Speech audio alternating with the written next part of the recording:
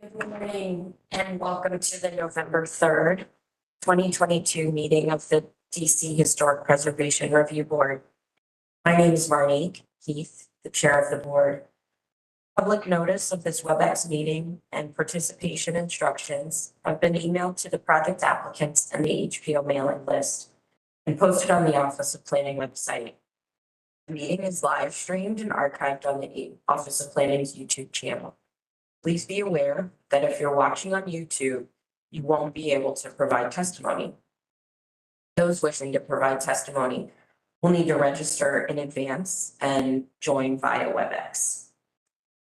I'd like to now ask each board member participating in today's meeting to turn on your camera, and I will do a roll call to confirm who's present. Board member Auerbach. Good morning. Board member Auerbach is present. Morning.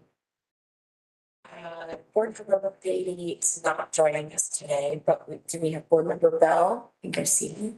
Yeah, board member Bell, good morning. Good morning. Board member Green is also not joining us today. Board member Horsey, is he on yet? I do expect him. So they'll announce his arrival once he joins. Board member Jones. Board member Jones present. Good morning. And board member Failer. Good morning, board member Failer present. Good morning. So we do have a quorum today. Since this is our continuation meeting, we will get right to the three cases remaining on our agenda for today. The first is in the Capitol Hill Historic District, 117 12th Street Southeast. Laura, are you on and ready to make your presentation? I am, and I sort of want to warn you, it's a bit hard to hear you, Chair Heath. It warbles in and out, or at least on my end.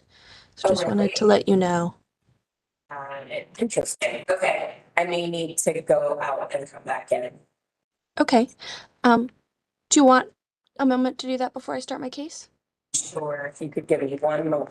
Sure, that's fine. I don't have everyone from my case on just yet, so we've got a minute. Okay, great. This will give them time, hopefully. I'll be right back.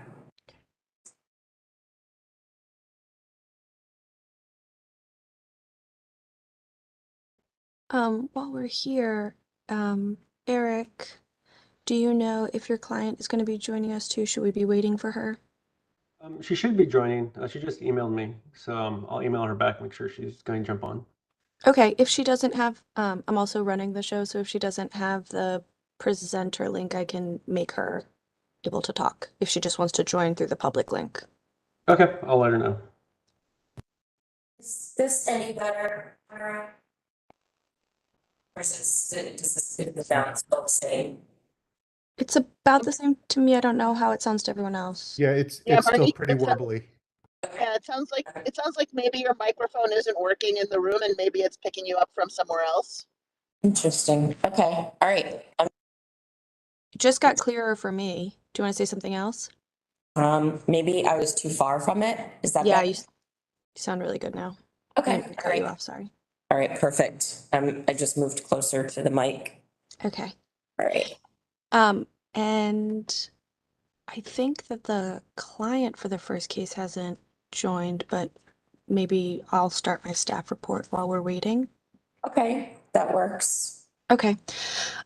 So I won't have very much to say about this case. It's largely on agenda instead of consent because of neighbor objection. The neighbor objecting also isn't on yet. We're having a day, it sounds like, all of us.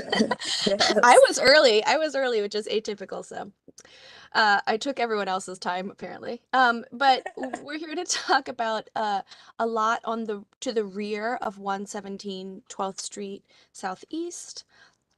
And there is currently a one-story small ancillary building and a parking pad, and the proposal is for a two-story dwelling building.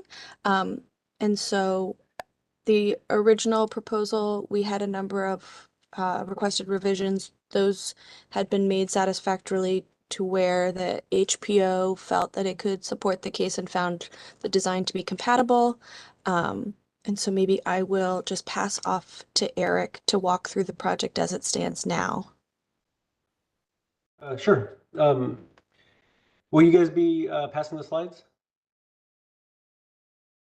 Yes, HPO will advance the slides, so if you let us know what you want on screen. Perfect. No, this is a great place to start. So you can see where the lot is located. The two buildings to the right are, I believe, they're 4 or 5 stories tall. They're pretty big. And then you have Sladen's Park to the west, and you have basically a big public alley. I believe it's 30 feet wide. You're going from 11th to 12th Street, and then a smaller 15-foot alley that wraps around the park.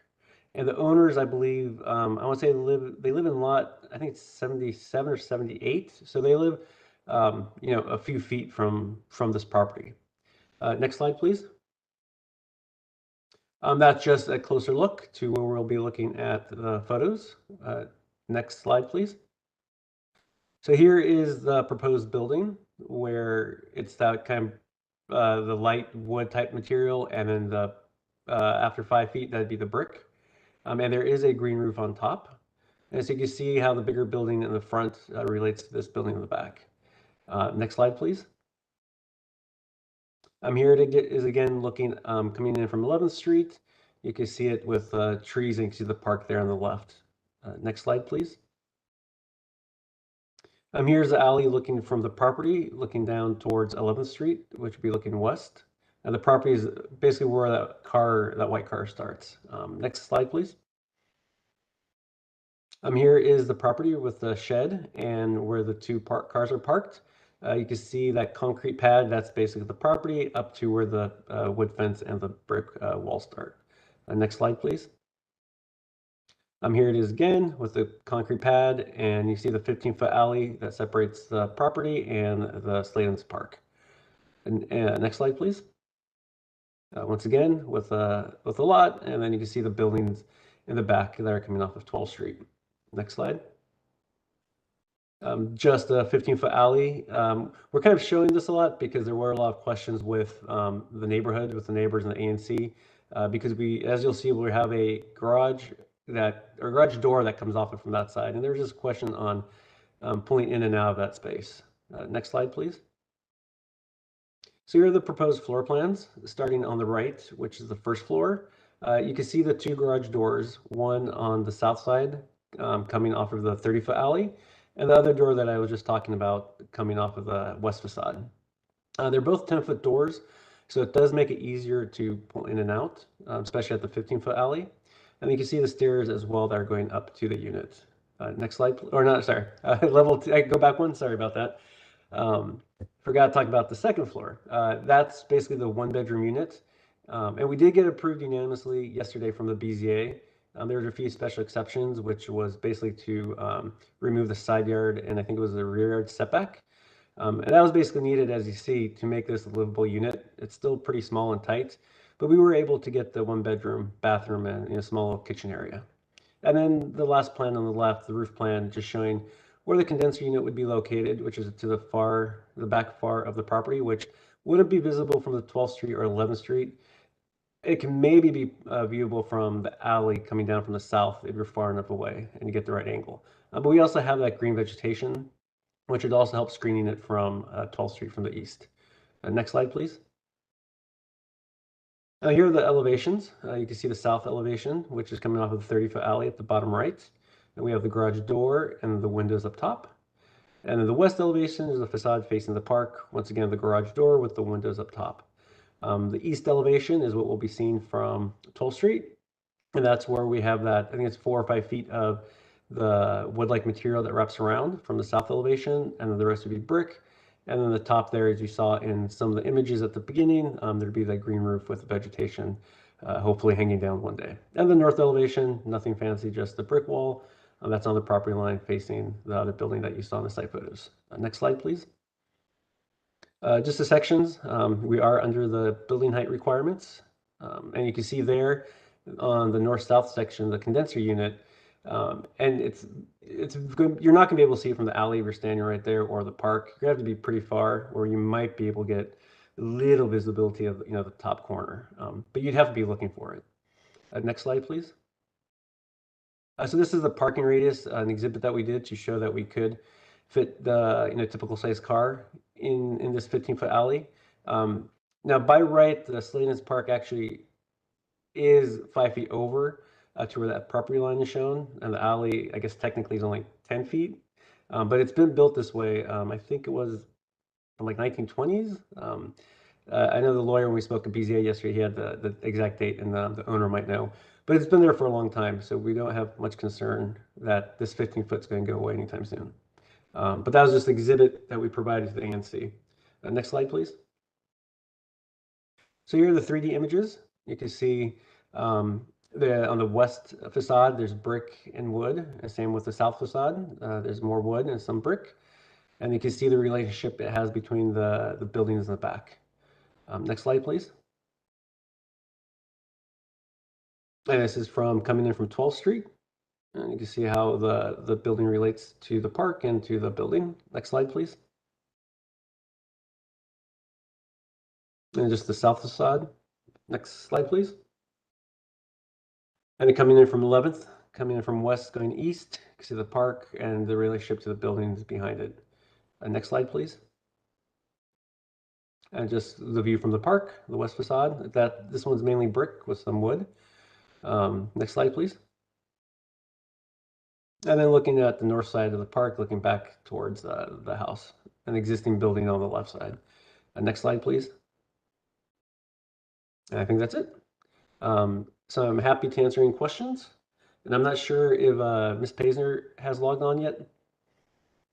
Yes, I am here. Okay, so yeah, if Ms. Liz, if you want to add anything, please do. Hi, I'm Elizabeth Paisner. I'm the owner and applicant. Available to answer any questions you may have. Just as Eric noted, we do live in this alley. Our address is East Capitol, but we back up on that lot 77 to Sladen's Park. So we are neighbors and have worked really closely with all of our neighbors, with the ANC and BZA, to get all of those approvals along the way, and are looking forward to improving this lot from what it currently is, which is a bit of a mess.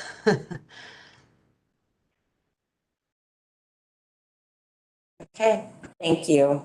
Do board members have any questions? Yes, Chair Heath, just if the applicant or the owner could, the architect could talk a little bit about both any communications they've had with the ANC and with CHRS. Sure, I'll start. Mr. Paisner, or Mrs. and Mr. Paisner have been very active in reaching out to the community. We have, I think, 6 letters of support on file. When we first went to the ANC zoning committee, there was pushback from our initial design. So if you'd see our initial design and this, there's a lot that has changed, especially the roof and the materials. And so we definitely worked with the ANC. When we went to the ANC board, we had unanimous support. There's been constant feedback and communication with the neighbors. Liz, if you want to add anything. Yeah. So we did reach out to all our neighbors via email, and then via actual, letter copy in people's mail slots, and invited everyone to our home to ask questions. We gave them our email and our phone number to do so, and met and had coffee with folks, including our ANC commissioner. As Eric said, we took feedback from the first ANC meeting and substantially changed the exterior design.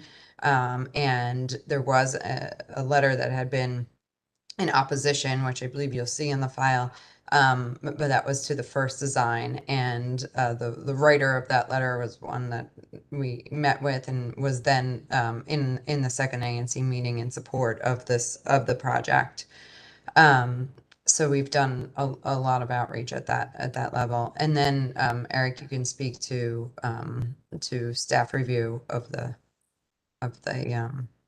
Sorry, Design. did either of you talk about the Capitol Hill Restoration Society? Any communication with them? Yes, there's a letter, I believe. Go ahead, Eric. Oh, yeah, I was just going to check to see the letter. Um, And let me I see might if I can find interject, it. Gretchen, we have Beth Purcell as a late registrant to testify also. Yes, thanks. I just wanted to hear in the applicant's or the architect's words what their interaction was. That's all. Yeah, yes, we had a letter in support um from them, and you reached out and spoke to staff level as well, I believe, Eric. I have a question. Go ahead, Matt. Matt Bell. So if I look at the site photos, is there a small sort of garden / retaining wall running along the side of the alley that separates the house proper from the alley? Existing, is that an existing wall? Yeah, and that's on the neighbor's property. That right there? That would Um, remain. That's the neighbor's property. Oh, that's the neighbor's property. Okay, Yeah, so so ours would be the wood fence that would be coming down. yours is the wood fence that's coming down. I see. Okay. All right. Can you just speak for a second to your choice of materials for this project? What's the rationale behind the choice of materials? Because it, to my way of thinking, this sort of brick mixed in with with this wood siding product, right? That's wood siding, right? Yeah, it's some type of wood siding, wood Yeah, like material. what's the idea behind the materials? We wanted, the brick in this alley is the dominant material, so that's why we chose brick for the majority. And then when we wanted to add an accent to it, which is the wood-like material, so that it wasn't just one big block of brick. And we were trying to keep it warm. Originally we had more white on it, trying to match more of the two buildings right next to it. But most of the neighbors did not like that. And so then we went to a warmer palette, which is what we're trying to achieve here. So the material change was in response to comments you got from the community. Did the previous design, was it all brick, the previous design? No, it was more stucco with, I don't remember if there's some brick or some wood. I'd have to look back again. Yeah, But it was more some wood and stucco beforehand. Okay. Wood and stucco. I see.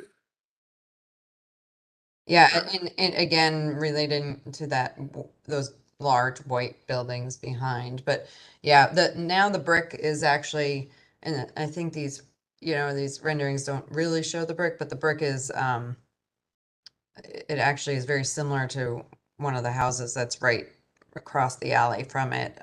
So like a traditional sort of red brick.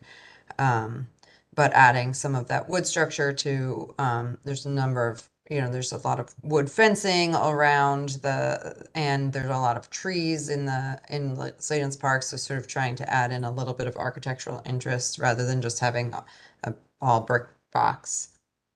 And the material of the very prominent fascia, what is that going to be? That we're not sure either. It might be, it might just be PVC painted.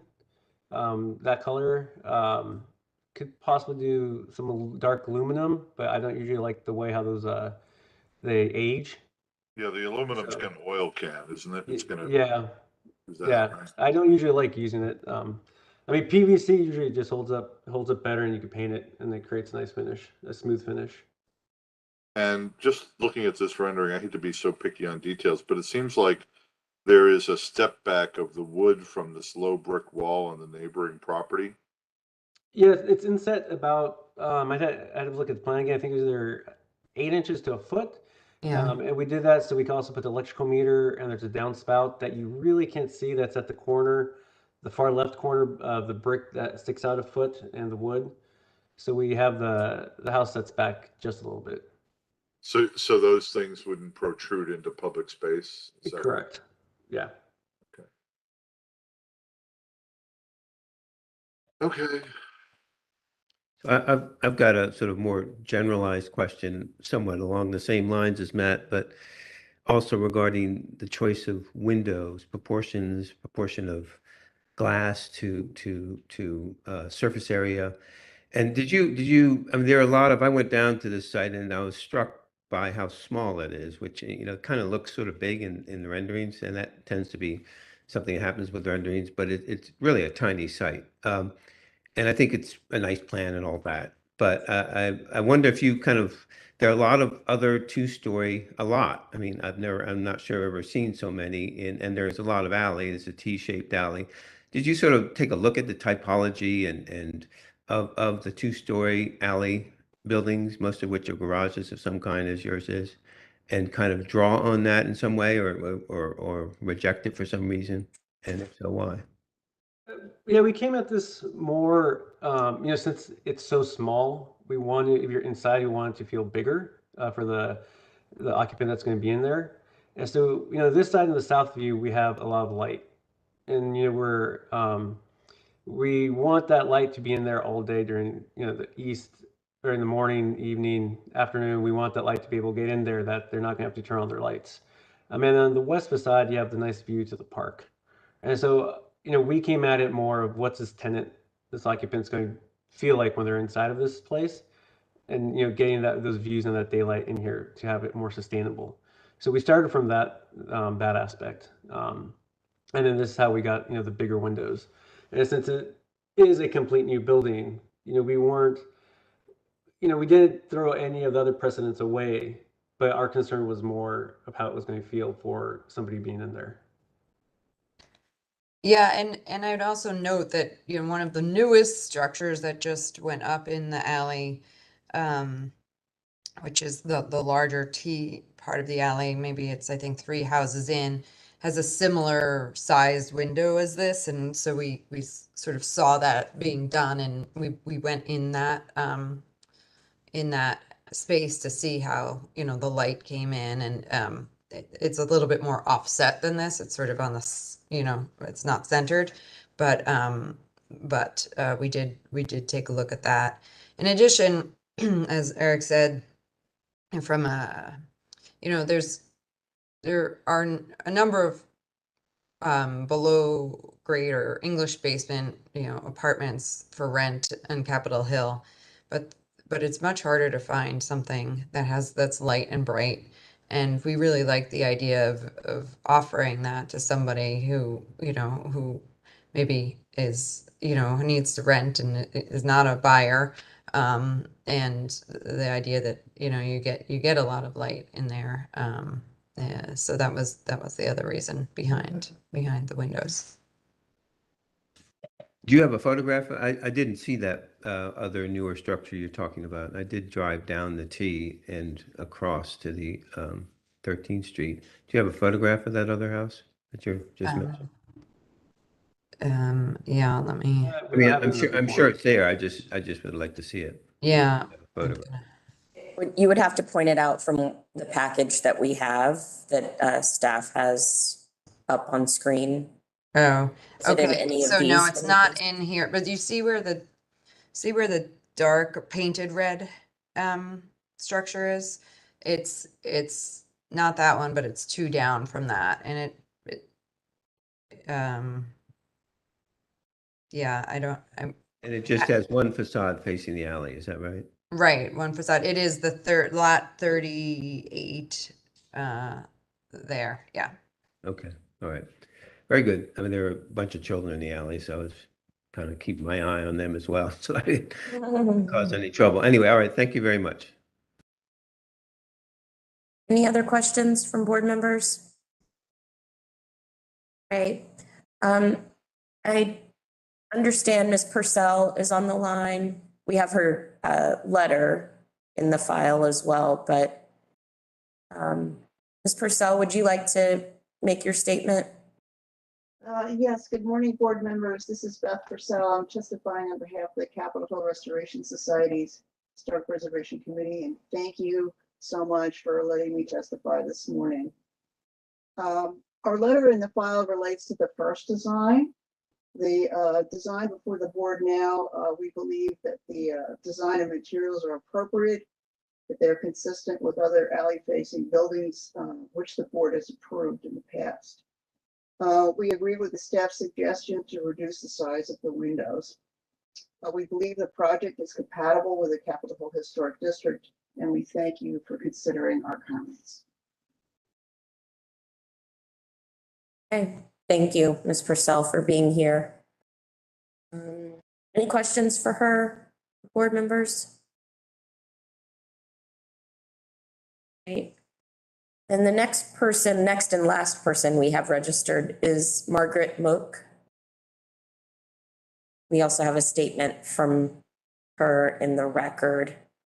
But is Margaret Mook on the line? Yes, I am. Can you hear me? We can, yes. Okay.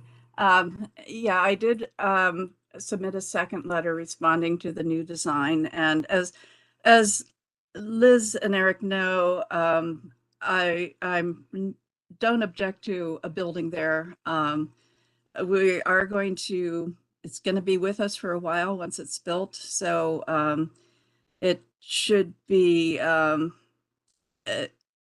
given considerable thought to the design, which you have already, but still for an ongoing discussion, I do have a couple of points. And one relates to the fenestration, that the large windows without any articulation in them is atypical of Capitol Hill. The garage structure that Liz referred to does have a larger opening, but it is divided into more than one window unit. So it has that articulation. The windows proposed for this structure are very large without any being broken down in any way to maintain the traditional proportions of the verticality of typical windows in the Capitol Hill Historic District. They're also either fixed or casement windows. And I realize that for a bedroom egress window, casement is easier to get the required square footage, but still they are just big blank rectangles. They don't have the breakdown that other windows have. And in terms of the resident enjoying the light, with that size windows also brings, you can look out, but people can look in, and it sort of has a fishbowl effect. I don't know how comfortable it'd be in terms of security. It's on an alley, on two alleys, actually.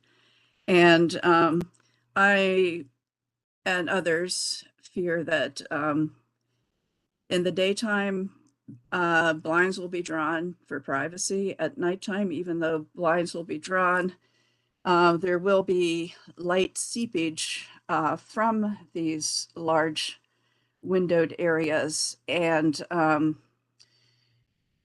call attention to itself and be an unwelcome intrusion upon the alleyscape, which is currently lit softly and with 3 regular light poles.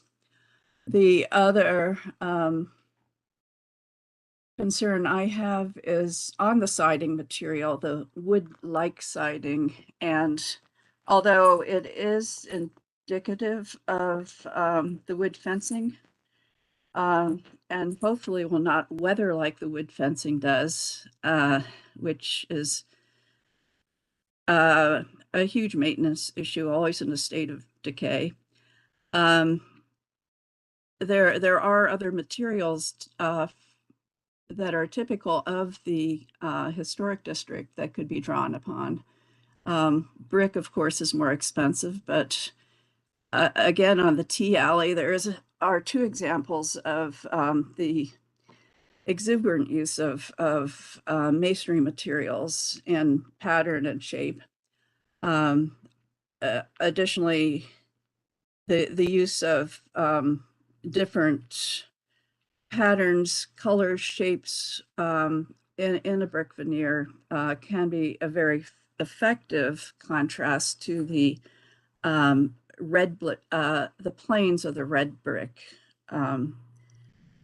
Another material might be metal, a very typically used on bays and trim in the historic district, whether it's copper or another metal.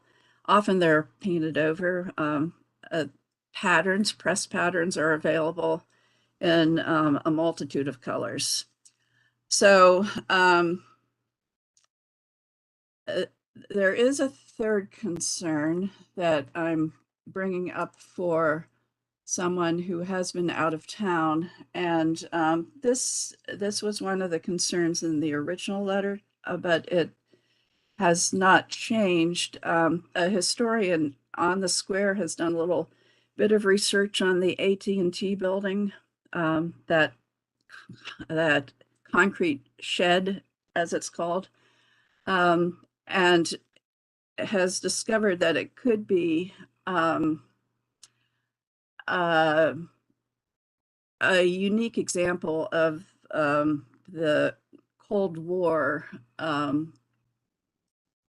period, and that it might be connected to the communications of the bunker system in the Capitol and Greenbrier in West Virginia. So a little bit more research should be done on that. But if it were to be demolished, well, if it were to be confirmed that it is a Cold War structure, it should probably be recorded to have standards with photographs, drawings reflecting the building section, and a narrative that would reside in the, presumably, eventually in the Library of Congress.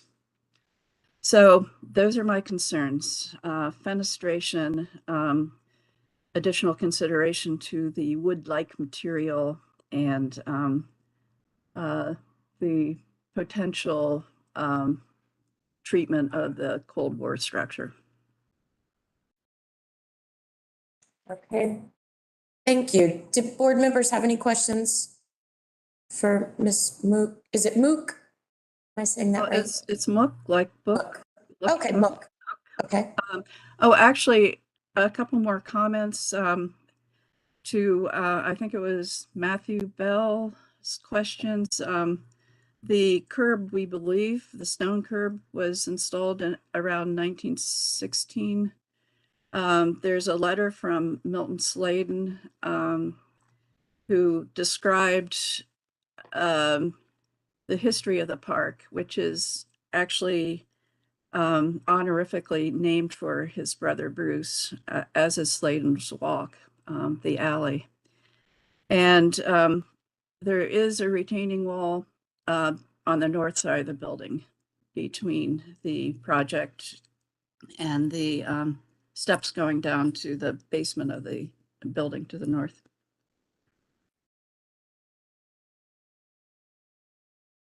Great, thank you. We do also have the ANC's letter of support in the file. Any other questions from the board? Then, Chair Heath, I just have a question of staff about the comment relative to the research on the concrete structure, and wondered if you had heard, if this is new information to you, or if you had discussions about that already, Moira. I think I heard about it when I was reading materials that were submitted, and it may have been in Miss Mook's letter. It's not new information to me, but we didn't discuss it in staff review, peer review. I think in part because if I remember correctly, I've been trying to pull it up in the box, but I think that the period discussed for the date of construction for that is after, postdates the period of significance for the Capitol Hill Historic District.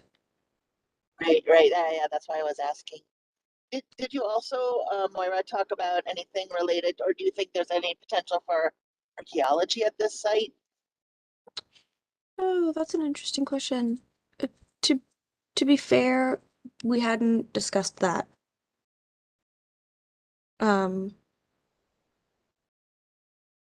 Yeah, I'm not sure. And I hadn't heard anything from our district archaeologist about it. Sometimes Dr. Tricoli keeps an eye on our cases and she hasn't brought it up to me. I can always double check with her. I wondered about it because it's a 30-foot wide alley, if there's anything left, because I would think that it wouldn't have always been that wide of an alley back there. Just seems more modern to me when I was back in that space And compared to other alleys in the historic district. I know there's a lot of variety in Capitol Hill, but yeah, so the information about the existing structure is in the mock letter and submission, sorry, MOOC letter and submission. That's in the box, I think, with the history potentially yeah, I'm seeing map Yeah. research and things. So yeah, just to direct the other board members to that specifically if they're curious.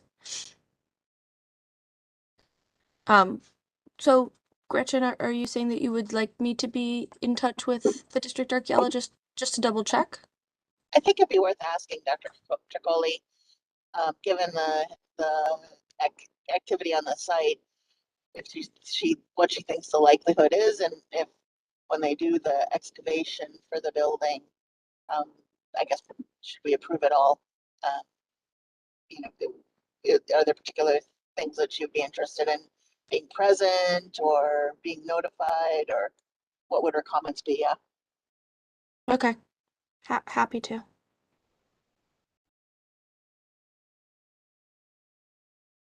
All right. Yeah. Then, Oh, sorry, Chair Go Heath. ahead, Gretchen. Sorry. And the other question, Moira, that I have for you is in the discussion about some of the changes in materials, that going from a stucco and wood building to a brick and wood product. I don't know what that means, if it'll be a cementitious wood or PVC painted to look like wood or what it is, but it typically within the survey and the beautiful document that HPO has put together on the alley survey of Capitol Hill alleys, the majority of the alley buildings are made of brick, which are beautiful and how they're detailed. It's not just a block of piled bricks, but brick detailing can be made to look very beautiful. But I wondered if you had any conversations about perhaps even inverting the relationship between the brick and the wood. So the brick is the highlighted element, particularly because of, I just think, because of the long-term maintenance and the tightness of how that radius is, and brick being a more durable material than wood. I wondered if you had any conversations about that with the applicant when they did the switch. Hadn't. Steve, could you go to that previous slide? I want to ask Gretchen a point of clarification. Yeah, so looking at this, which are the two primary alley facing elevations, you would inverse that relationship, and so the darker brown panel would be the wood and the lighter brown areas would be the brick. I'm mostly considering the elevation that has the, I don't know, Chicago style window in it over the garage door. The narrower elevation being more brick than wood, and allowing the wood to really just be an accent, even more of an accent than it is. So maybe it's just the spandrel under the window that's wood, but the frame is brick, just to give it some more permanence and durability. And that's an outside corner where people are turning, and trash trucks are going to be in there turning, and they're probably gonna put a metal guard on there anyway after a few years because of, you know, not everybody's a great driver, you know, that kind of thing.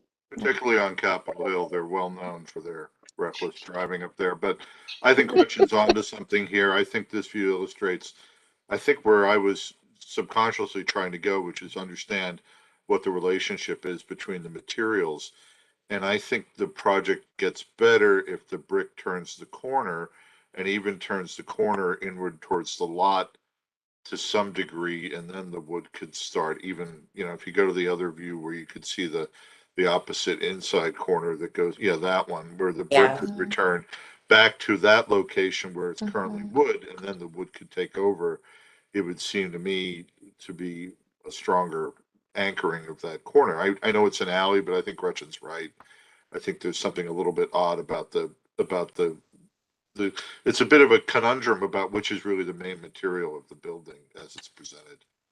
So I think we're make slipped sure that, into, oh, I'm sorry. we're slipped into deliberations here. Sorry. I have another. Yeah, we have. Which is fine. I do have another question for the applicant, if you don't mind. Are you done, Gretchen, with your questions?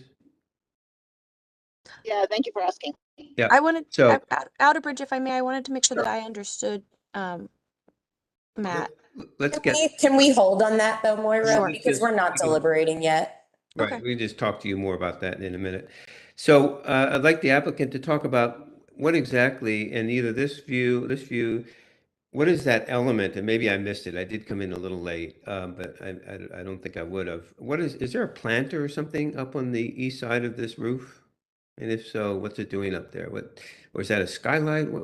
Can you go to the other view, the next view that shows it from the southwest? No, the 3D view, sorry. Yeah, that one. So what is that up on the roof? So that's a green roof.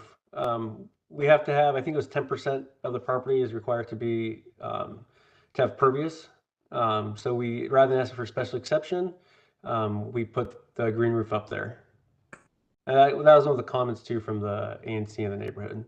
So we took away that special exception. And then the condenser unit. So, and the plants you're planning to plant will overhang the building and as you've rendered, or that's your goal, or? I mean, that's the goal. You know, I've seen some great green roofs and other ones that die out. So, you know, it'd be nice. I don't know what's going to happen in 5 years, but you know, that'd be the goal.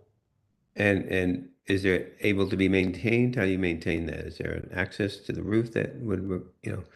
I mean, I'm not sure that what you're showing here is appropriate for the Capitol Hill Historic District, but I'm not, you know, we could talk about that, but how do you And we're maintain that? willing to, you know, this is the applicant Elizabeth Paisner, you know, we are willing to, you know, we wanted to get the green roof, the pervious surface, as far as what type of plants we need to, you know, bring in a landscape architect to tell us what, you know, what will survive best, what is most appropriate. So this was, you know, whether or not it hangs over this way, I think is, you know, just in this rendering, but we will Okay, provide the proper plants that will survive and there will be roof access because we'll need roof access for, you know, all sorts of things to make sure that it is appropriate. And very good. can I just answer one other question about sort of the 30-foot wide alley and what has been there? So the 30-foot wide alley has been there for about at least 150 years, as far back in the record as we could find. And what this parcel was originally was sort of a carport that had a space for 3 cars or 3 buggies, I guess, pre-cars for this big building in front of it. So and it had the spaces coming in from the west. So prior to the cinder block shed being built there, that's what was on the site in 1900 was that. So, but the 30-foot wide alley has existed for over 100 years. Great, thank you for that. And I do have one final question. In your quest to provide the occupant of the second story with lots of light, you did mention that several times. Did you consider the use of skylights perhaps, and maybe less wall openings and more roof openings to bring skylights bringing in an incredible amount of light, as I'm sure your architect knows. Wonder if you thought about that at all. Yeah, and we did think of that. We just went with that there's a nice view for the park and to take advantage of the south light. So it doesn't feel like a fishbowl just with the light coming in from the top. But we did look at that. Yeah, and I think it's hard to see in this, in this rendering because you see the green from Sladen's Park, but in reality, Sladen's Park has 5 large trees. It's very treed, and so like, especially on the west looking out, you're going to be looking at, this park and these trees. One thing that I did hear somebody say earlier was sort of the, sort of the scale of the open part of the window. We did look at including more panes, and that is something that we are willing to study further. It is hard in these renderings that the black just looks so heavy, but in reality, when you look around at panes with black, that you can get them nice and thinner and not as bulky. And so that is something that we did consider to address some of the concerns raised in this meeting about just the openness of those windows. Great. And one more detailed question. Thank you for that. This garage door that we're looking at, there's a portion that has the panels. That seems to be the operating part with the glass lights. There's a vertical component of the same material over to the left. Is that part of the operating door, or is that part of the wall? That's part of the wall. Okay, very good. Thank you. Great. If there are no other questions from the board, then I'll give the applicant an opportunity to make any final statement or closing or response to the testimony that you heard. I think I'm fine on my end. Liz, if you want to add anything. Great. Yes. Well, thank you again for your time and consideration this morning. We really do hope that this is a project that we can move forward with on this site. We do think it's a better use than what's currently there, and what's currently there, for those of you who went through, is sort of it's crumbling a bit. We've already taken out some trees that have been growing into the side of the structure that's there, and so we really do want to upgrade it. As far as design goes, we did try and take into consideration a lot of what you spoke about, and when you see there on I guess it's the southwest corner, that brick that comes around, that brick is there because that is the corner where the cars are driving. When we had that discussion of people making that turn, so that is a sort of sturdier material, and that whole side, except for really a one little thing under the window, which is the wood structure, is brick, as is the whole back and the vast majority of the east side of the structure. So we really did try and incorporate quite a bit of brick and into the design, and in trying to listen to the concerns of other folks.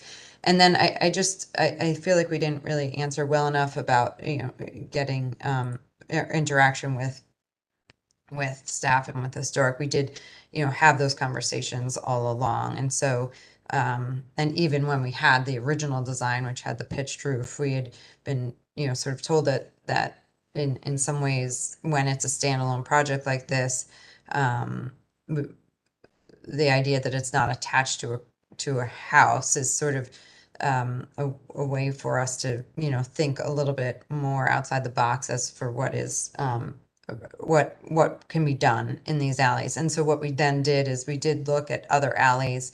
There's the alley down by Watkins School that has a few structures that have similar wood siding on them, and we had and sort of took some inspiration from some other alley dwellings that had some non-brick use. So that was sort of where we came from. But we're happy to work with you all and get this project done in a way that everyone can be happy with what's there for many, many years. We intend to live in the alley and live in our house. I told my husband when we move, we're never moving again. So we're going to be there, and this is going to be part of our home for a long, long time. So happy to work with you all to make it a benefit to the neighborhood. Great. Thank you so much. Is the board now ready to deliberate? We started, so let's circle back to what you were talking about, Matt, because I know Moira had a question about your comments about the materials. And I just want to make sure that you can clearly state that point. What was your question, Maura? Sure, and sorry for having gone out of order, Chair Heath. No worries. So That's the first time that's ever happened. I've never done anything naughty before. That's right.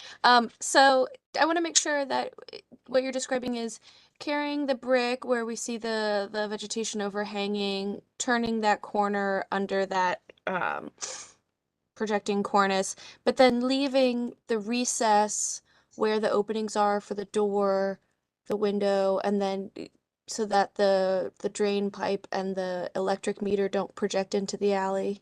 Is that what you're thinking? Sort of having an asymmetric detail, not centered on the openings like it is on the other elevation.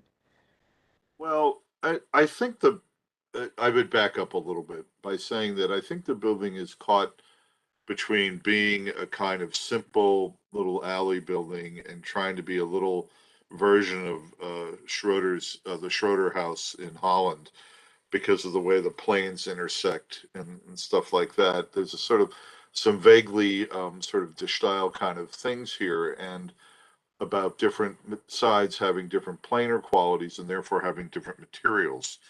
I think that's a little bit the DNA here. Even the way the roof overhangs in a kind of asymmetrical way is reminiscent of that.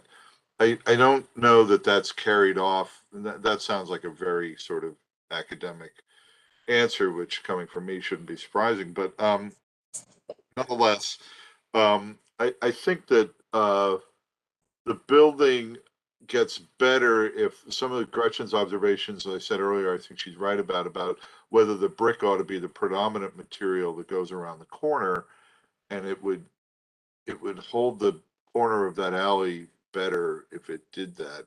And so therefore the shorter elevation facing the alley coming in from, 12th Street, I would think should be brick that comes around the corner and then maybe even turns the corner in towards the lot. I'm less concerned about the window sizes and things. I think it's a little modern building, and I think probably curtains and shutters could be used, for the light issues. And I'm not so much worried about that. I just think that it's and the other thing is the way in which the soffit sits and the material of the soffit. It seems a little bit uncomfortable to me the way it relates to the body of the building below. In some places it looks like it's coplanar, other places it looks like it's trying to make a major overhang, and I think that probably needs a little bit of study. Thank you. Okay. Other thoughts? I've got a bunch actually, and I don't mean to sort of get into the design of this so much, but it's all about the details. I mean, this thing has details everywhere. So I'm just going to go through a bunch of things here, and some of which reinforce what Matt says, and others which might be different. I would move the green roof away from the perimeter, so there's no opportunity for vines to grow down the wall like it's shown here, and get your quota or make it bigger, whatever you want to do, but pull it away from the perimeter. I think the proportion of brick, I agree with Gretchen and Matt that this really needs to be a brick building with wood detailing, and and turning the corner, bringing that east side around, wrapping it around as it is on the opposite corner, the northwest corner, and maybe just using the brick, the wood as a spandrel material instead of a wall material. I'm a little concerned about the setback there at that other corner. I think it's peculiar. I think the proportions aren't very pleasing. There's no problem with the with the meter being in public space. Meters tend to be more in public space than not. So I don't think that's an issue. The downspout, I don't think you're allowed to have that in public space, but I'm sure there's a way you can do that.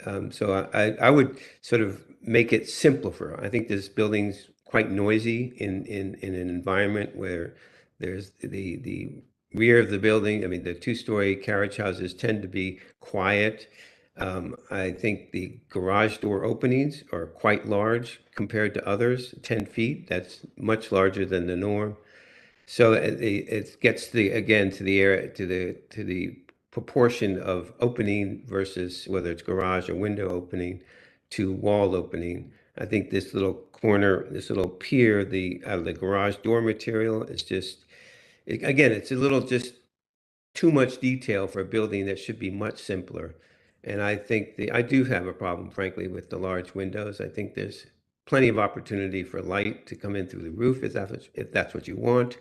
And I think punched openings on the second floor would be much more appropriate and would help this building. It can still be elegant. It can still be modern.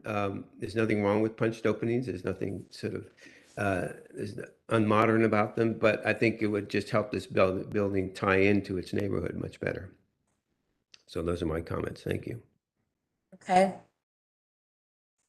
Anyone else have comments? I would agree with the comments that Gretchen and Matt have made about the materiality. I agree that this should be a brick building with wood details.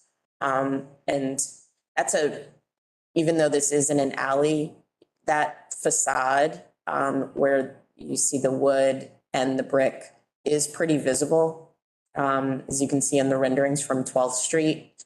And that, as we were looking at that view, seeing that much wood at the corner did bother me. I think the solution that Matt talked about would resolve that really well.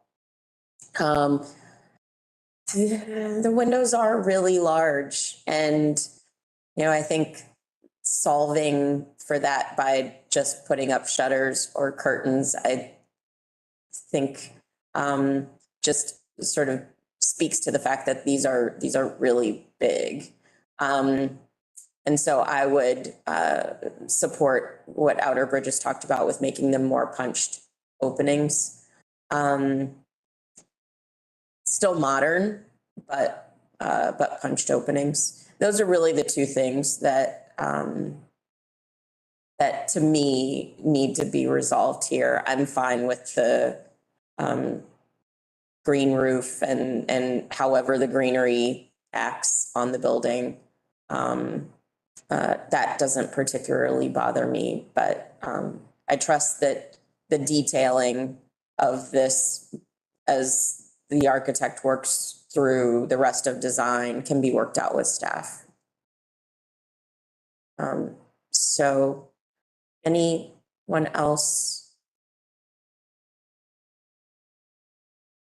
Okay, then I'll make a motion that we support this concept with the condition that the applicant revise the use of materials and make brick the predominant material, wood just a part of the details as the board has described, that the applicant revise the windows to reduce them in size and make them more consistent with the type of and scale of window openings that are consistent within this context of Capitol Hill. I think that's it. Is there anything else anyone feels is? I'd be curious to see this come back on consent. I mean, how it ends up. So if we could do Okay. that too, that'd be helpful. I'll second the motion. Okay, thanks, Andrew. Any further discussion? And all those in favor, say aye. Aye. Anyone opposed? Right, the motion carries. Thank you. Okay, we'll bring it back. Thank you guys very much. Excellent. Speaking of coming back, we have the project that the board has reviewed a few times now at Walter Reed at 7103 13th Street. Tim, are you ready to make your I am. presentation? Okay. The applicant has returned with revisions. The most important one may be the elimination of the hip-to-roof mechanical screening from atop the penthouse. This lowers the visibility of the penthouse and letting its projections and recesses break it up into distinct masses on the two sections of the building. The once proposed row house-like organization has been reintroduced to the north end of the project and now wraps around its west side. And that helps de-emphasize the squatness of the north end of the project and makes the fenestration more distinct between the two sections, the north and the south of the project.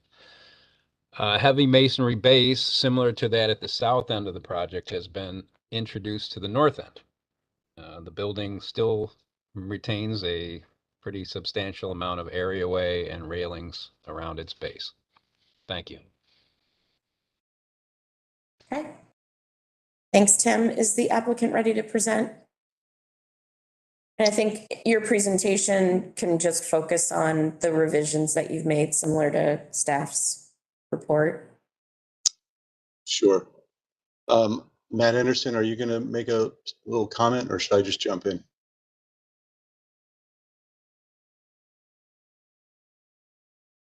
I think Matt might be having technical difficulties. I assume you all are hearing me okay? We can hear you, yes. Okay. I think Matt's unmuted now, Bob. Okay. Matt, are you there? Yep. Can you Okay. hear me? Yes. Okay. Sorry about that. I'm having some audio and video issues with my computer. But anyways, hello everyone. This is Matt Anderson with Toll Brothers Apartment Living. So thank you for having us back for our third public meeting. Similar to last meeting, Bob Keene with WDG Architecture and Sarah Blanche with EHG Traceries will be presenting with us. Our team would like to thank you for all the time you've spent with us to date and all of the input that you've given us to guide us in our effort to design this building that really honors the Walter Reed Historic District. So, you know, we've taken all of your collective feedback from the staff and the board, you know, the staff reports, our prior meetings, to inform the design that we're presenting today. So, you know, with that, I'd like to hand it over to Bob with WDG so that he can take you through our design and then just walk you through how we've specifically addressed each of your comments. So, it's all yours, Bob. Great. So if you would just skip right to slide 4, I'm going to talk about the 6, slide 4. Yeah, there you go. There's actually 6 comments that we've come to at this point with all your input. There was the HPRB comments from September 26th and the non-quorum meeting from October 5th. And those 6 comments are basically number 1, reduce the sloping penthouse roofs, which Tim mentioned have been removed. We were told to really study the hyphen element that separated what we now call the north building and the south building. And so you'll see some illustrations of that. As Tim also mentioned, the townhouse facade that has been something of a boomerang here. It sort of is come back to life and is really helping to articulate and make the north building distinctive. And so there was just commentary that was more successful.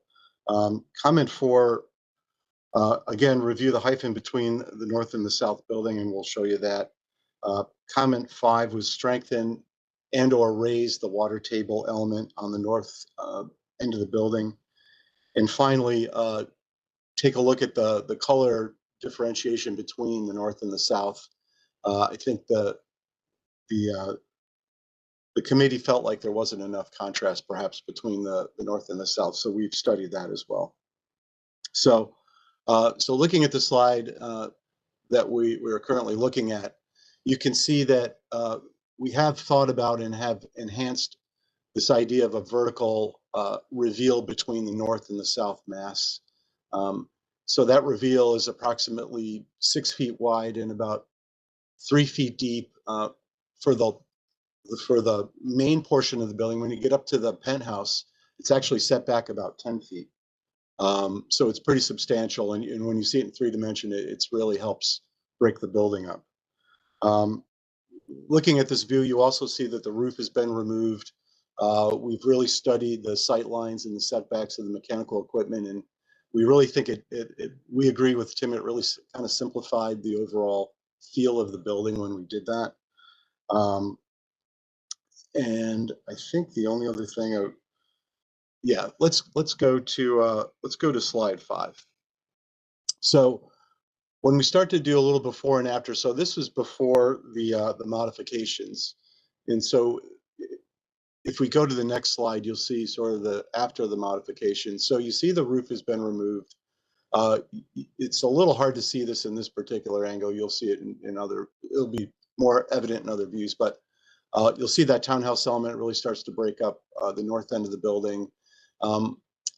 Another interesting aspect that we've been studying is all the windows that are in pretty plain view here are aluminum clad windows. The windows that are not really in view, which are in the penthouse, are in fact vinyl windows.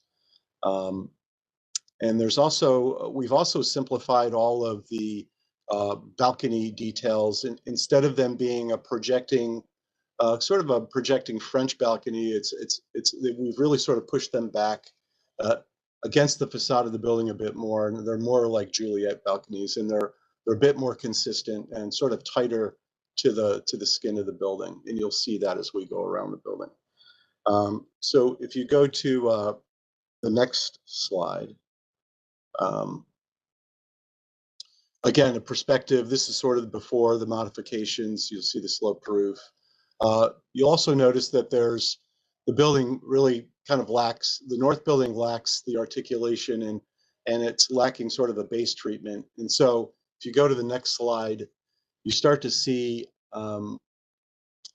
the addition of part of the base treatment. So the base treatment kind of comes in 2 parts. There's a regulating line that you see at the window head of what is level 2.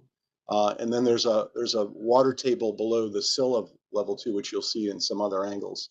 But you also start to see here the townhouse articulation as it meets the south wing.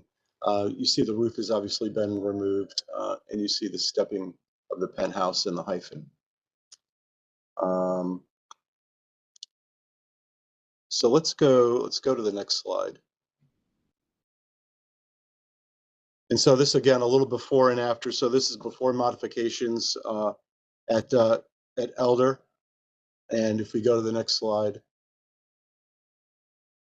you see again, we brought back the townhouse element, and you really see the enhanced water table here, where again we have this limestone-like treatment below the second level sill window, and then we've got this string course, and that really helps.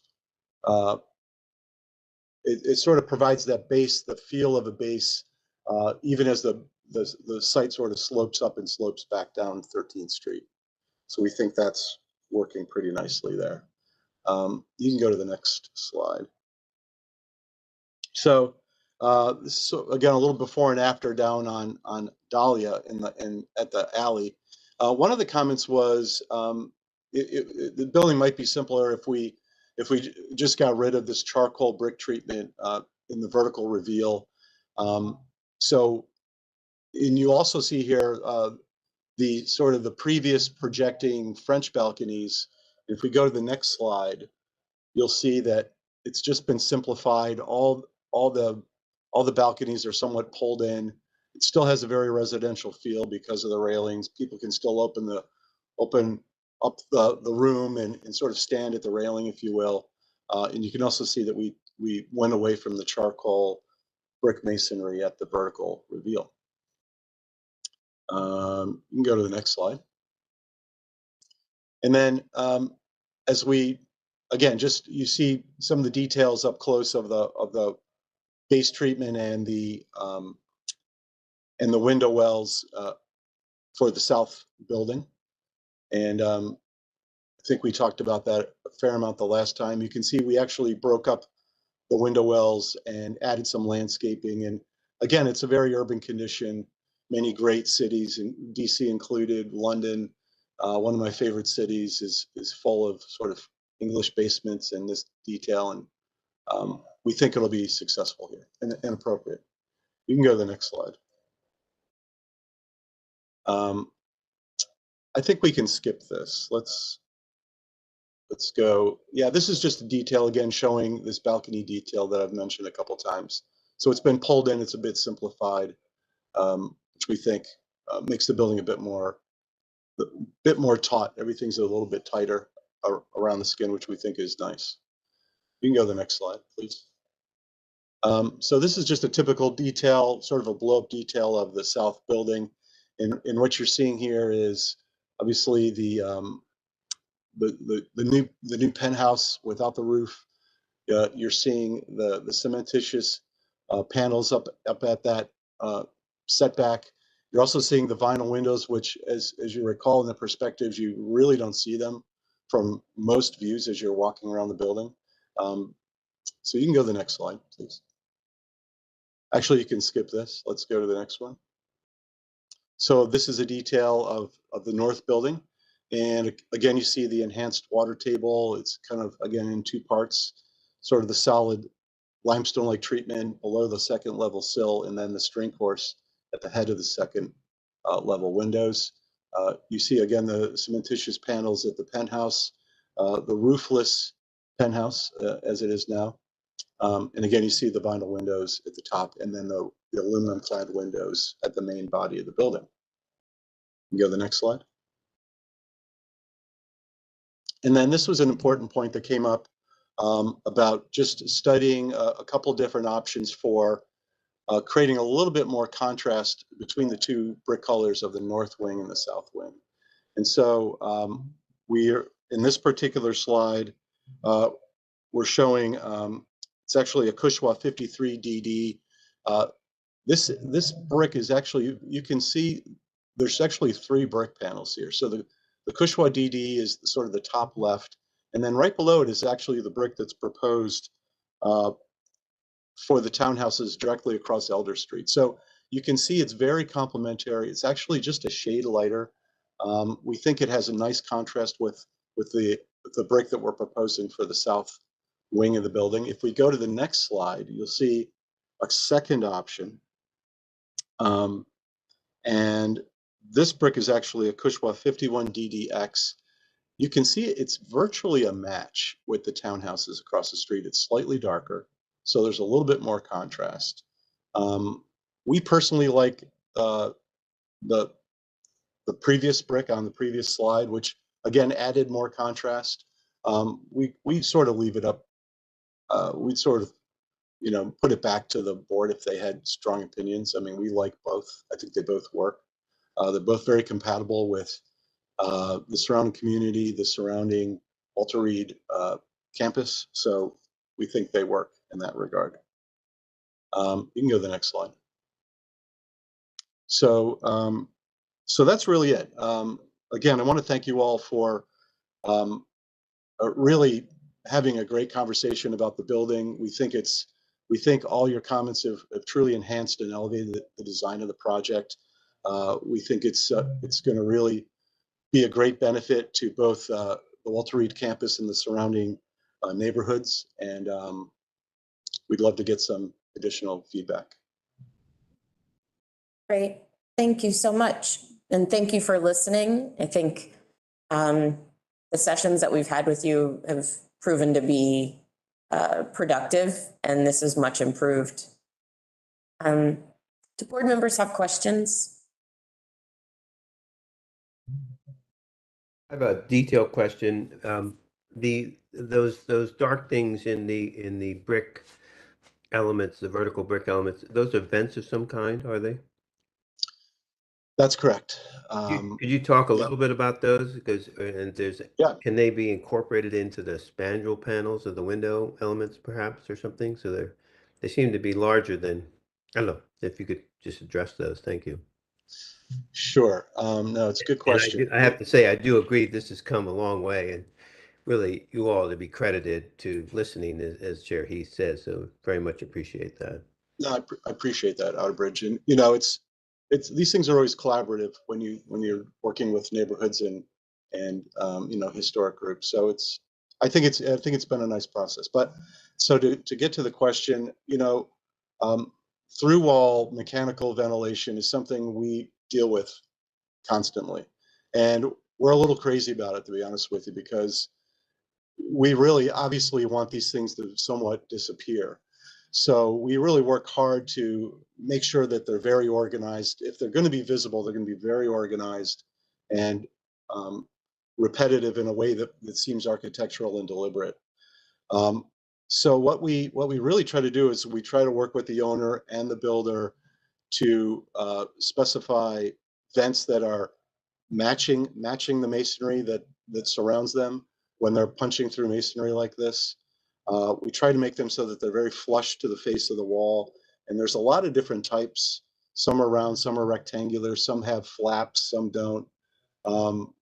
So we're very sensitive to that. So when you ask the question, can they be integrated into some of the panels?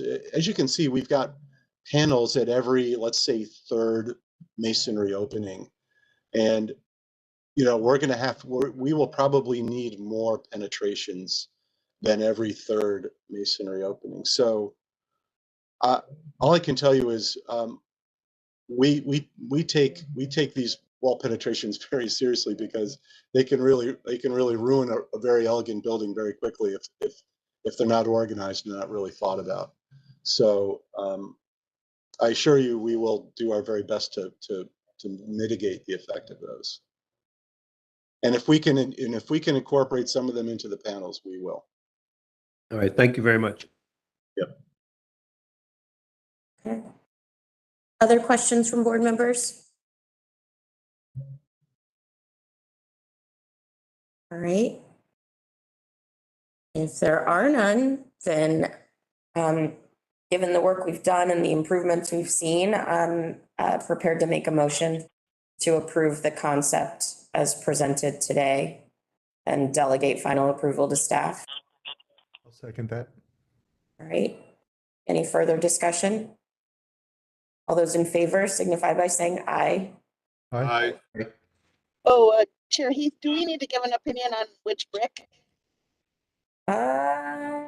Yeah, yes. I would Actually, go for the lighter one. yeah. Yeah, I I'm would with that concur right with that as later. well. Yeah. Okay, all right. So we'll add that to the motion for clarity. Thank you. All right. Okay, Can and I ask a question about that? sure. Is part of that question, I think we talked a little bit about this last time, about matching some of the bricks that are out there at Walter Reed. I don't know if that's been stated, if Bob said that or not, if they've done that, if they're looking at what other people are using. Yeah, I see some of I see the townhouses on Eider Street. Is that true for the other brick as well? This is Sarah Vonish, and Bob, you can jump in if you want to say this, but we looked at all the bricks used on both the new construction and the historic buildings, and you can see the South Mass kind of uses a lighter brick that's more complementary to building 1 and the historic brick. The darker brick is really used on a lot of the new construction buildings on the campus, so it kind of worked to make that transition between the old and the new. Okay, thanks. Okay. All right, so I think the lighter is more compatible with the guidelines that are existing for the campus as well. mm-hmm. Yeah, we felt the same. Okay. So I've amended the motion to include that, the incorporation of the lighter brick, and take a new vote. All those in favor signify by saying aye. Aye. Aye. Aye. Anyone oppose? All right, so the motion carries. Thank you again. Thank you. Thank you very much. Appreciate it. All right. Thank you. Thank you. And we've reached our last case of the day.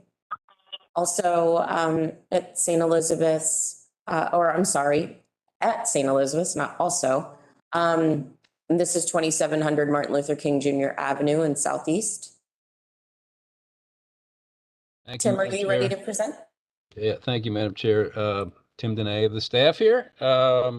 Some years ago, the board reviewed a master plan for the East Campus, including infrastructure improvements, principally the extension of roads, realignment, new roads, etc.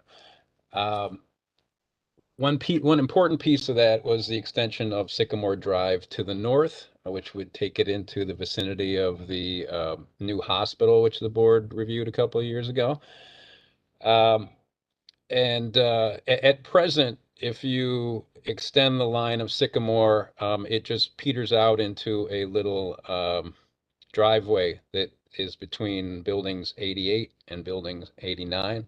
And at that point, Sycamore curves in front of 88 and goes out to an entrance on Martin Luther King.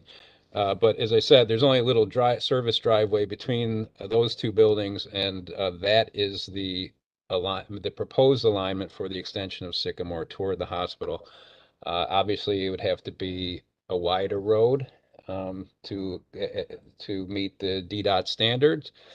And for that reason, the moving of Building 88 was proposed years ago and is again proposed. The board at one time approved the turning of the building 180 degrees and moving it eastward so that it would be north of Building 89 and would face what is the new hospital. A more cost-conscious and possibly more compatible alternative is the one that's before you now, which is simply to move the building, sort of slide the building to the west from its position now to leave a wide enough aperture for Sycamore Drive to be constructed through. The issues with that move, however, are two. One is that the ground drops off somewhat toward the west, so that that simply moving the bar is actually going to down that slope is going to lower it, and that relates to the other issue that the front bar, which you see here in the upper left photo, would be detached from the rear wing, which is in the lower left photo, so that a presently T-shaped building would become an L-shaped building. And that entails some demolition and reconstruction and reattachment to locations where it was not attached, which makes for some internal reconstruction. But if the main bar is moved slightly downhill, the relationship between the buildings is going to change somewhat, as on average the main bar is going to get lower if we just leave the grade as it is.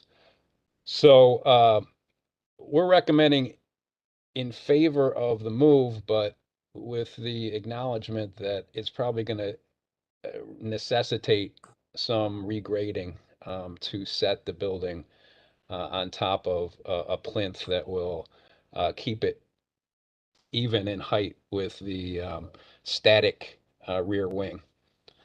And that is our report. Okay, thanks, Tim. Is the applicant ready to present?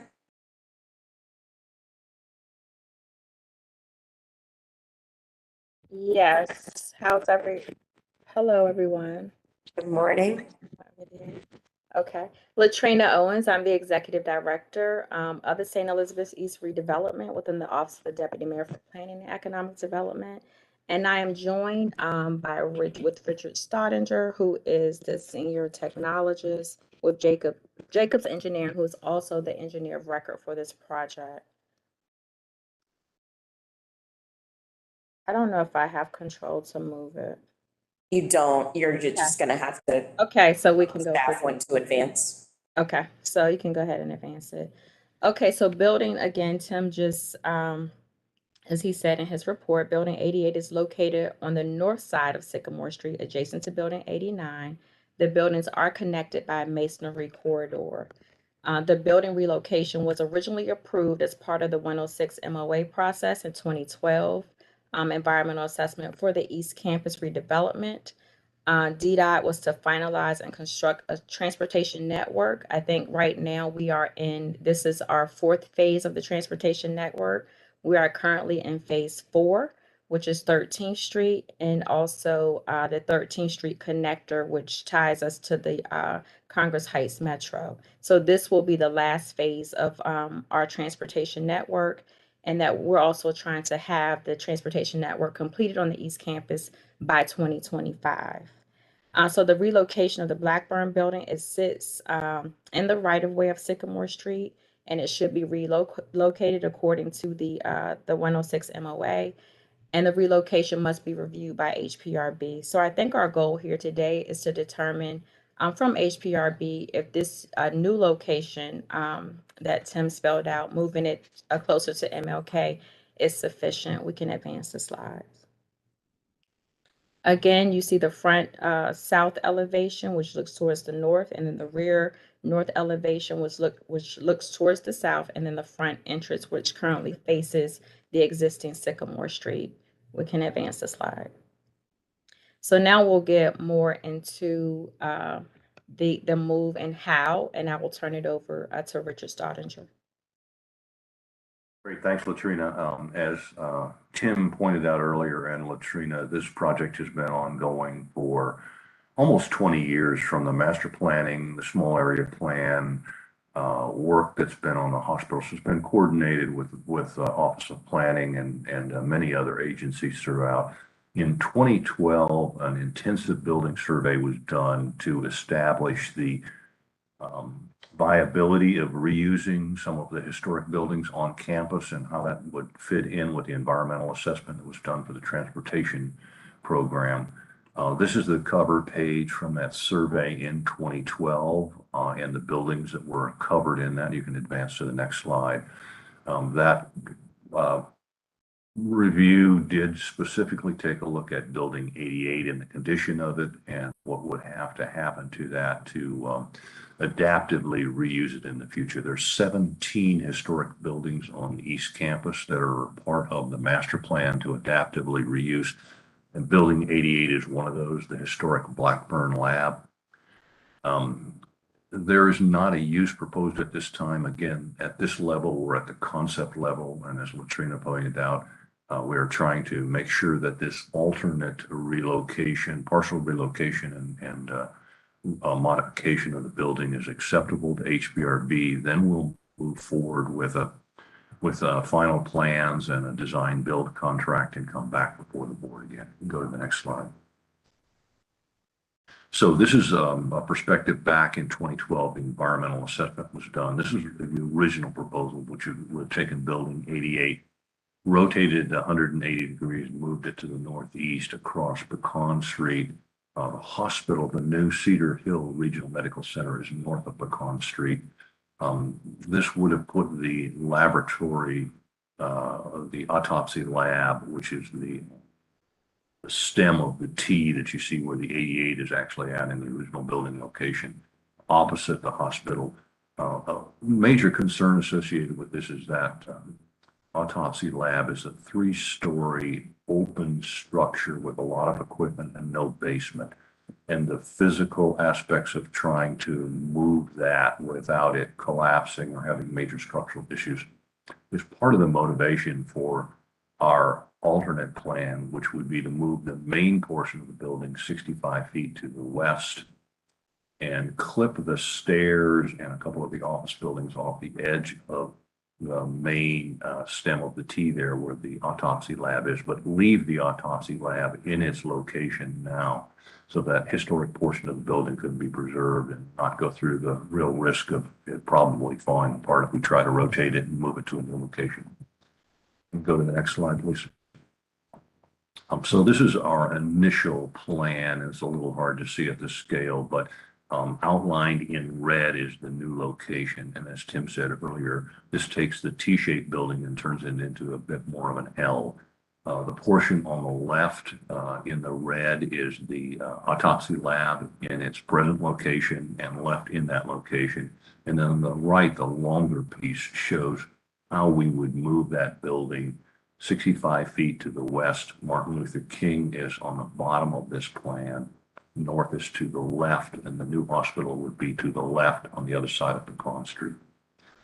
This has a section A, B, and C that we've run through here to take a look at some of the grade issues that Tim brought up earlier. We go to the next slide. These are some of the grades that are in that area, and as you can see on the bottom one, there's the existing building 88 limits, and then to the left of that 65 feet is how we relocated it. It will require the construction of a portion of the basement under the new portion of the building. And you can see, it's a little hard to see at this scale, but you can see that the grade does drop off a little bit and then raises back up fairly quickly towards MLK. So yes, there will be some grading work in that area, but we think that the front of that building will look very close to what it was before with the new basement added, and then we would go back and demolish the eastern portion of that, the 65 feet of the basement that was under the building portion that got relocated. And then just to the right of that, you can see where future Sycamore Street would be located and the right of way. You see that it has to move in order to put that roadway through there and make the connectivity in the portion of the stage 2 area of the campus. To the right of that is the existing building 89, which is part of the Maple Quad, which is another historic area with adaptive reuse buildings in the future. Go to the next slide. So these are some SketchUps that we did of what this building might, what it looks like right now. To the left is the aerial. Sycamore Street, as Tim indicated, comes north. Gateway Pavilion is that oblong structure on the left. The Maple Quad are the buildings on the right. You can see that Sycamore Drive in its present configuration comes up and it basically stops before building 88 and 89 and then jogs to the left and goes out and is a service drive and a connection out to MLK. On the right, at the upper portion of it is a sketch of what the building looks like right now. And then on the lower portion is the back side of it showing the autopsy lab, those big large windows on the right. And then the stairwell and some of the mechanical portions on the left portion of the autopsy lab portion of the T there. That's the portion that would be removed under this proposal. Next slide. And then this is after the proposed location, what that would look like. You can see the building in the left picture is moved and it becomes that L shape that Tim mentioned, but it allows Sycamore Drive to connect to the north. That also connects directly with the main entrance to the Cedarville Regional Medical Center to the north of Pecan Street. And you can see the buildings in the Maple Quad are left as they are, building 89 being that first one to the east of the relocated building. And then on the right side are a couple of sketch perspectives. And again, this is in the concept stage of what this would look like. The relocated building with appropriate grading. The front of it, the south facade is the upper portion of it. And then from the north, a little bit of an aerial of what it would look like. With the main building located to the right and that lab still in that location, existing pavement in that area. Sycamore Drive is the roadway to the left, MLK the roadway to the right, and Pecan at the lower right corner is the street that would be there. The hospital would be right to the other side of Pecan Street. Next slide. So that's another perspective of what the building would look like from the north. And again, almost all of that wall that you see on the left side there, which would be the east side of the building, will have to be rebuilt and stored because a portion of that lab would be removed, as we said, not the lab portion itself, but the stairways and the mechanical buildings there. And then the basement would be demolished, so that wall on the lower portion would have to be rebuilt as well. But the upper 2 stories are the portion that would be moved to the east. Now, we've already contacted the moving company regarding the viability of how to move these pieces and how this project might move forward. And again, I want to emphasize that a lot of what's driving this is our concern and risk associated with that 3-story open autopsy lab. There's no basement underneath it, so it's very hard to get structural members underneath that to lift it up and move it. It's much easier to do it for the main part of the building because we can go through the basement and actually lift up the 2nd and 3rd floor, or the 1st and 2nd main floors, and move it over and set it back down on a reconstructed basement. But it's very hard to do that to the lab itself without some serious risk that the open 3-story portion of it would be damaged significantly. So that's our presentation at this point. Again, we're talking about a concept to move it here, and obviously this would come back with a lot more detail, plans, architecture in the future when it's a better defined operation.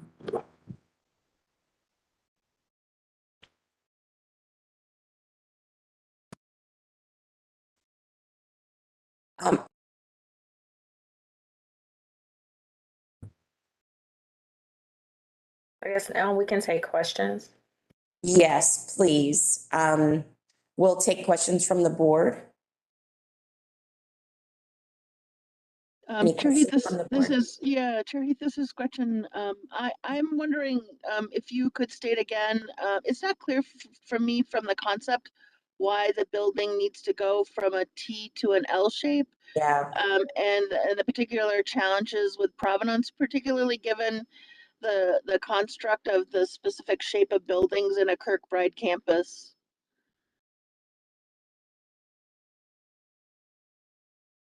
Yeah, I was wondering the same thing, Gretchen, if you can move the bulk of the majority of the building, why not that back piece as well to maintain the T shape? Well, whether you move that back piece 65 feet west to keep it as a T shape, or you move it to the other location that was shown in the 106 MOA over by Pecan Street, the same situation has to occur. The same risk occurs whether you move it 65 feet or whether you move it several hundred feet to the other location. You still got to figure out how to do that without it collapsing. And we've been told that that's a major risk and concern, would be a significant problem in order to move that portion of it. So the reason that it's turned into an L shape is so that we can leave the autopsy lab and the equipment in it and the 3-story open portion of it, which is the most historic part of the building, right where it is and not have the risk of moving. Does that answer your question? So I don't No, think it quite answered it, no. So you said you were going to talk to the movers, but you haven't gotten the definitive answer as to how this historic lab section, all of it, could be moved. And I think until we have that answer, it's kind of premature for us to evaluate this project, because we'd like to see it moved just as it is now. And you're saying you're not sure if that can't be done, but you're not sure it can't be done. You see what I'm saying? So we don't have the answer to the critical question here. Well, what I was trying to communicate, maybe I didn't do a good job of it. What I was trying to communicate is, yes, we have talked to a mover that worked on the Capitol Crossing project, and they advised us if there's any way to not move that lab, that would be a significant reduction in the risk of the potential for damage or future need to demolish that historic portion of the building. So they haven't said it can't be done. They have said that it is a huge risk and it would be very hard to do. Perhaps I'll say, as in full disclosure, as the architect of the relocation twice relocation of that synagogue with Wagner. In doing that, there was a coordination that happened with a structural engineer in designing a structure to fit within that property to maintain the balcony in the synagogue. I would think with a 3-story structure, there would be some kind of frame that could be built inside, but Wagner would likely ask you to hire a structural engineer to do something like that. They don't typically design the interior support framing. They typically only design the exterior envelope and elements to support the exterior. We do have that. EH Traceries will be our historic consultant for architecture. And they are very good I'm sorry to interrupt you, as historic consultants. However, they are not structural engineers. Correct. And Silman, Silman, is going to be our structural engineer working with Traceries on this. We've already received a scope from them, but again, before we design things and move forward, the objective today was to see if the concept of relocating it in this area, as opposed to moving it up next to Pecan Street, was something that HBRB could support. And then we'll move forward with the structural engineer and take a look at all of the options and design the systems to allow this to be moved. And whether we move the lab portion of it, or if we just move the 2-story portion of it that's on the southern part, the main part of the building, even that portion and relocation will require some interior bracing and some serious structural work, because we'll have to build a new basement. When you move that building over, the loads from the first and second floor above the basement will be different than they are right now location wise. So there'll have to be new columns and new structural assessment with that. So that's part of our plan as we move forward into this project, but not at this point. Sorry, I don't follow why the loads would be different. Is because the soil is different at this location, and so you'd be designing a different foundation for the building?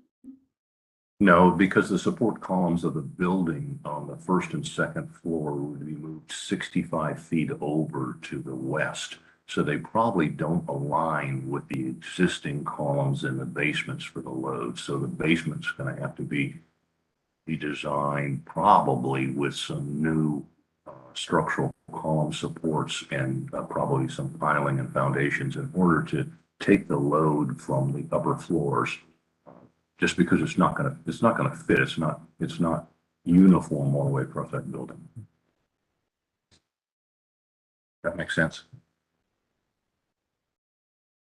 Yeah. Chair Heath, what are we doing here? Are we just asking questions now, or We are, yes, we're asking questions.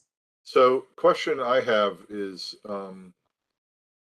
has the consultant Traceries weighed in on the asymmetry that would result here? Because my understanding, having, everybody in this city has probably had one opportunity of a project at St. E's.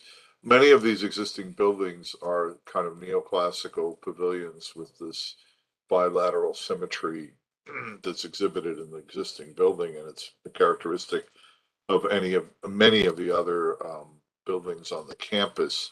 Have they weighed in on, the sort of value proposition of that, or the issues related to that as an idea?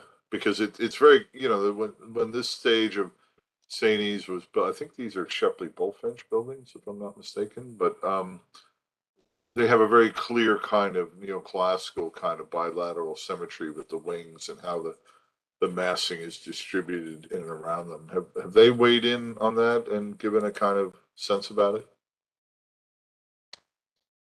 I don't know if that specific question or approach has been made with them. They are part of our team, and I have not heard back from them that they have any opposition to this.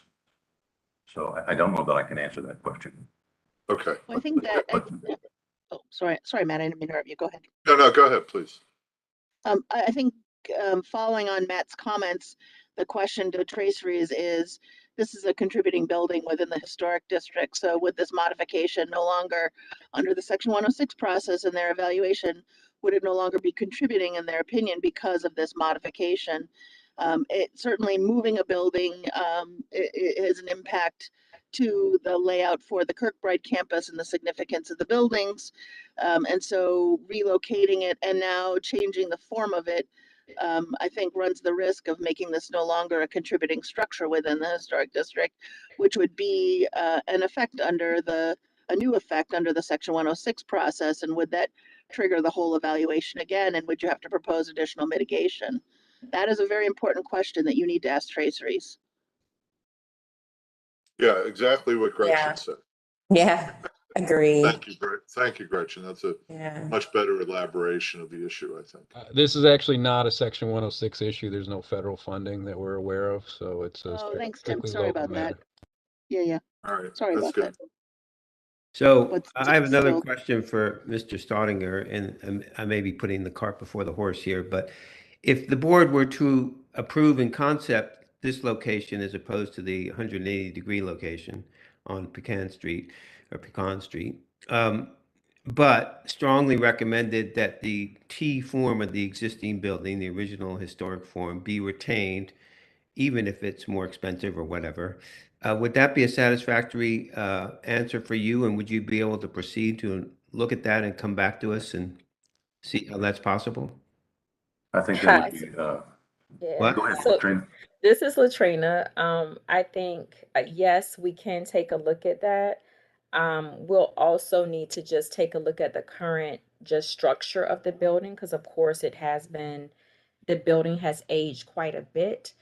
So, those are some of the things that we can look at and then come back with a proposal to say, if we can move it and if we can only move a certain portion, why we can only move that portion. I think we will have a better answer, but right now we just need to know the old 106, is this location acceptable? I think supplement that answer. That's certainly an option we would look at, and we would have our structural engineer and our architectural group take a look at that and come back with reasons it could or couldn't happen. So yeah, it would be an option we could look at. Absolutely.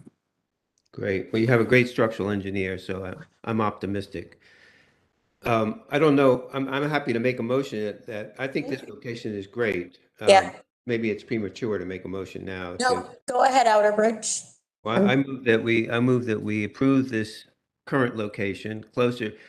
I think it's actually a better location. It's closer to MLK Avenue, it'd be more prominent, visible, and all that. But I think we'd all prefer to see it in its historic form retained. So that's my motion, that we approve this new location. I'll ahead. support that. The one thing, Outerbridge, you said, and it was just a verbal, but you said current location, and I think what you meant was proposed location. Yes, sorry. Yes. So Current on I'll the support screen, that. right, exactly. Thank you, Andrew. Yes. No problem. So, just a comment there. Does the board I support the motion, but does the board think it would be useful to have a rendition of the different ways and issues involved with keeping the bilateral symmetry? In other words, what are the issues involved if the center pavilion was demolished and rebuilt, or if that was moved as well? Something a little bit more thorough vetting of that, I think would be useful in terms Thank you, of. Matt. Yeah, I think it would be, hearing more about the ABCs of the options and letting us deliberate a little bit about, well, if you demolish the centerpiece and rebuild it, what does that mean? If you didn't and you did this proposal, what does that mean? I think we need to walk through the sort of what ifs. Sure. Yeah, Those- I those agree what That with makes that. sense. Yeah. Those Yeah. what ifs assume that the building as it is now cannot be moved and as it is now. Is that right? Yeah, Matt? So if it can't be moved as it is now in its T-shaped form, then we look at the options. Is that right? Well, that what you're saying? Outerbridge, it could be moved in two pieces. The main bar and the T could be moved separately. and Right. rejoin together. I mean, Warner, this Yeah, but company that they're talking to can move buildings up and over. I've worked with them on projects where they've plucked a building and moved it up and over a historic home, down a street, through a single story, community into another site. So certainly they are A expert video at of what they that? do. What? Right, but that's You have a that's Yeah, I video do of have a that, video. Gretchen? I'd like- Hold on. Yeah, I do. that's not my point. My point is that we would all prefer to, however they move it, piece by piece or all at once, we would prefer it to be moved in its current T-shaped form to this Correct. new position. And then, and if so, then there really are no options to discuss because it would be moved in its current form. And how they do it, how they make the sausage is their business. But if it can't be moved, that's when Matt's thing about the options comes up. Is that correct? Do I understand that correctly? Well, Yeah, one question, Outerbridge. Sorry, Matt. One question. When you say moved in its current form, do you mean that it needs to be moved in the T shape, or it can be moved in two pieces and then Care result in a T how? shape? We don't care Right. how. It's all We don't about care how it's how. set We up. don't Got care it. how. Okay, got it. Yeah. Okay. Yeah, I'm we too don't far care in the how. weeds. I have Yeah, a okay. slightly different thing to throw out there, and it may not be that useful, but it strikes me that one other thing to look at would be whether it would be useful, acceptable, whatever, to make the building a U shape rather than a T shape. In other words, there are buildings up on the campus that are more U shaped with their wings than they are T shaped. Would that be something? In other words, if you left No. that wing there and slid it Yeah, over. I think that's true. That's odd. Well, okay, No, I'm not because just throwing it. yeah, I'm not necessarily saying it's an answer. What I'm saying is that given the DNA of, and we all have different opinions about this, but given the DNA of sounds like we do anyhow. yeah, we do. Given the DNA of St. Elizabeth's, would that be an option? And would that be something reasonable to look at? I'm not sure. I'm sitting here looking at the Google Earth images, and there's a lot of T-shaped buildings, but there's also a lot of buildings that have wings that make them U-shaped in the back as well. I think that's a later discussion. If they can't Yeah. move it in its current T-shaped form, then we can get into all those interesting aspects. Okay, fair Yeah. enough. Yeah, I agree. I would rather not talk about the other possibilities at this point. Okay.